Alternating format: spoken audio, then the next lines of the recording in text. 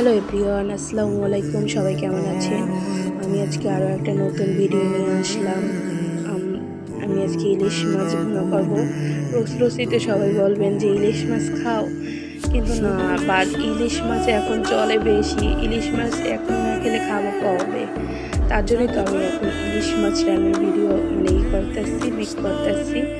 সবাই একটু সাপোর্ট করবেন, যাতে আমি একটু সামনে আগাইতে পারি।